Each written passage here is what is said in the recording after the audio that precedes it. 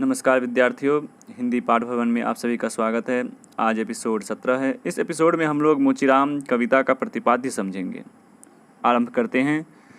हिंदी कविता के विकास में 7वें दशक की विद्रोही कविता का महत्वपूर्ण स्थान है, बल्कि ऐतिहासिक भी। स्वतंत्रता के पश्चात नई कविता में द्वितीय महायुद्ध जन्य निराशा, संशय और अवसाद का चित्रण किया गया।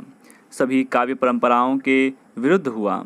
इसके अतिरिक्त स्वतंत्रता पश्चात होने वाले मोहभंग के कारण समकालीन कविता को एक दिशा मिली।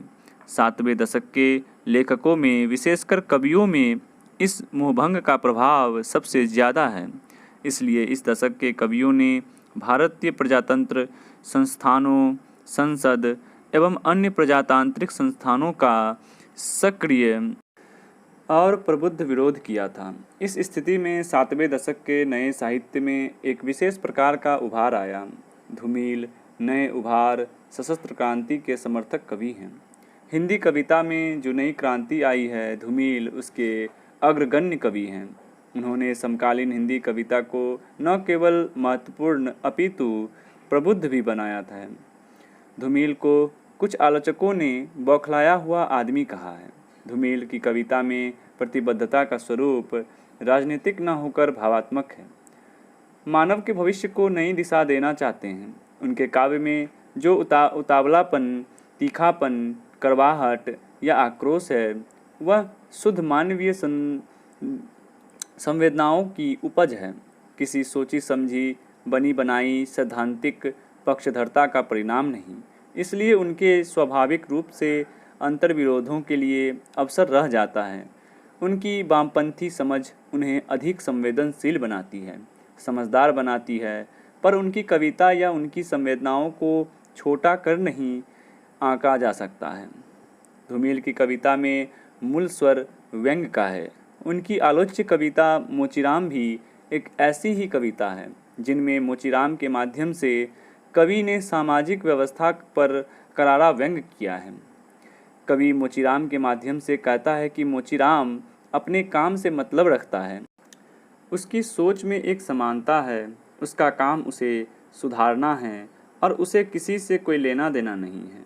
वह किसी को छोटा बड़ा नहीं आंकता है। पंक्ति के माध्यम से देख लेते हैं। आजकल कोई आदमी जूते की नाप से बाहर नहीं है, फिर भी मुझे ख्याल रहता है कि पेशेवर हाथों और फटे हुए जूतों के बीच कहीं न कहीं एक अदद आदमी है, जिस पर टाँके पड़ते हैं, जो जूते से झांकती हुई उंगली की चोट छाती पर हथौड़े की तरह सहता है। मोचीराम के माध्यम से कवि कहना चाहता है कि हर आदमी को अपनी सीमा और वजूद का पता है।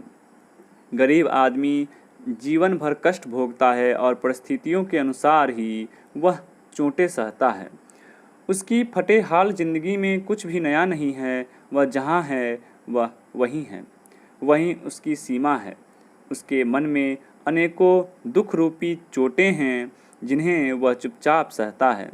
वह उन्हें सुलझाता है और जीवन जीने की कोशिश करता है। कवि मानता है कि आदमी में एक आदमी बसा हुआ है, वह अपने जूते की नाप के बाहर नहीं है। इसका अभिप्राय यह है कि उसमें से आदमी की गरीबी तथा हताशा साफ तौर से झलकने लगती है। आदमी अपनी गरीबी की दुखन को चोट के रूप चुपचाप सहता रहता है और अपने मन में गम सहता है।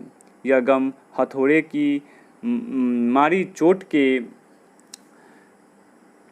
समान ही है। मेरे पास तरह तरह के लोग आते हैं, वे अपने फटे हुए जूते ठीक कराते हैं। कहने का मतलब यह है कि किस्म किस्म के लोग मुझे दिखाई देते हैं। हर एक की स्थिति अलग अलग होती है। वे अलग अलग रूप से आदमी दिखाई देते हैं। हर आदमी अपनी स्थिति परिस्थितियों के हिसाब से जीता है और रहता है। हर आदमी अपने वजूद के लिए संघर्ष कर रहा है। गरीबी में जीवन फटेहाल होता है। वह उसी सीमा में जीवन यापन कर रहा है। वह अपने बाहरी रूप से गरीब, अपने में दुखी होता है। वह अपने मन में गमों को चुपचाप सहता है। समाज में हर तरह का अलग अलग आदमी है जो अपने हालातों के अनुसार अपनी ज़िंदगी जीता है। कभी जूते को प्रतीक मानकर आम आदमी की हालत को यथार्थ रूप से व्यक्त करता है। वह उसका वजूद बतलाता है, उसका अस्तित्व क्या है इसकी जानकारी देता है। आदमी को केंद्र में रखकर उसकी विसंगतियों एवं विद्रूपताओं को व्यक्त करता है। हर आदमी उम्मीद में जी रहा है।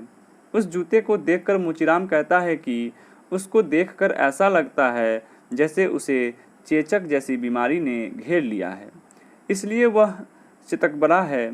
ऐसा लगता है कि वह चकतियों का थैला हो, उसमें तरह जगह जगह से टाँके लगे हुए हैं। हर आदमी उसी उम्मीद में जीता है कि कभी तो हम नए जूते पहनेंगे। गरीब आदमी कभी उम्मीद नहीं छोड़ता है, उसके चेहरे पर कभी तो हंसी आएगी। हंसी हर इंसान को उम्मीद बंधाए रहती है। तो आज इतना ही रहा। अगला एपिसोड में हम लोग आगे समझेंगे धूमिल का प्रतिपाद्य ही। तब तक के लिए धन्यवाद।